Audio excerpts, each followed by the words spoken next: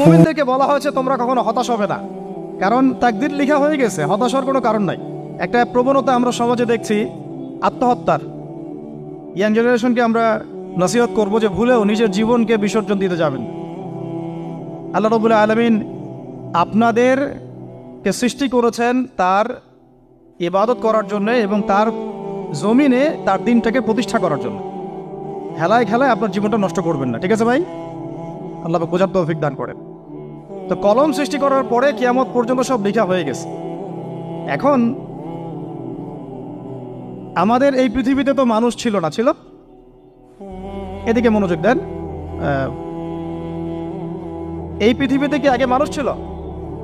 এই পৃথিবীতে আগে কি ছিল তাহলে বলেন? হ্যাঁ, মাশাআল্লাহ। এই পৃথিবীতে আগে কি ছিল? এখন ওরা নাই? সবার সাথেই কিন্তু একটা করে আছে। কমপক্ষে কয়টা করে? সবার সাথে কমপক্ষে একটা করে। আর কোন কোন জায়গা আছে যেখানে জিনের বড় বড় আখড়া আছে। পৃথিবীতে যে জায়গাগুলো থেকে ইসলাম বিরোধী অপতৎপরতাগুলো চলে, ওখানে জিনের আখড়া বেশি। আর কথা বুঝতে পারছেন? তো জিন জাতিকে আল্লাহ পাক ধ্বংস করে দিয়েছেন তাদের পাপের কারণে, আল্লাহ দ্রোহিতার কারণে, অবাধ্যতার কারণে। এখন আল্লাহ রাব্বুল আলামিন ইরাদা করলেন পৃথিবীতে আমাদেরকে সৃষ্টি করবেন, মানে মানুষকে সৃষ্টি করবেন। আল্লাহ পাক তার সমস্ত ফেরেশতাদেরকে একত্রিত করলেন। ঘটনাটা কিন্তু খুব ইন্টারেস্টিং। আমি জানি এখানে ওলামায়ে কেরামও আছেন, তবে আমি সবার জন্য প্রযোজ্য হয় এমন কথা বলারই চেষ্টা করছি, কারণ অনেকে হয়তো এগুলো নাও জানতে পারে।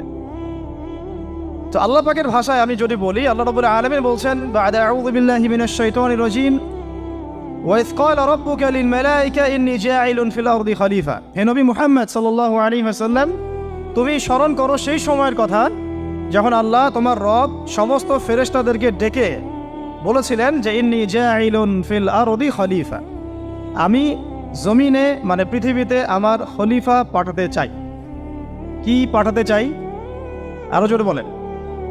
আল্লাহ পাক বলেননি পৃথিবীতে মানুষ পাঠাতে চাই, পৃথিবীতে নতুন কোনো মাখলুক পাঠাতে চাই। আমাদেরকে আল্লাহ পাক সম্মানের শব্দে সম্মানিত করেছেন, বিশেষায়িত করেছেন। আমাদেরকে বলেছেন আমরা আল্লাহর খলিফা, আমরা আল্লাহর খলিফা। এখন আমরা আল্লাহর খলিফা, কিন্তু পৃথিবীতে মানুষ খিলাফা শব্দ সহ্য করতে পারে। হ্যাঁ, কি অদ্ভুত না? এটা কোরআনের কি শেষের দিকে আছে না প্রথম দিকে আছে? সূরা বাকারার একদম শুরুর থেকে 3টা 4টা 5টা পৃষ্ঠা উল্টালে দেখবেন এই একটা আছে। কোরআন তাহলে শুরু থেকে কখনো খুলেও দেখেনি সে ব্যক্তি। প্রমাণ হলো এটা, সে খুলেও দেখে নাই, অথবা দেখলেও সে এড়িয়ে গেছে। আল্লাহ পাক আমাদেরকে বললেন যে পৃথিবীতে আমি আমার খলিফা পাঠাতে চাই। তাহলে আদম আলাইহিস সালামকে আল্লাহ পাক মুহাব্বতের শব্দে, সম্মানের শব্দে বিশেষায়িত করলেন কি বলে?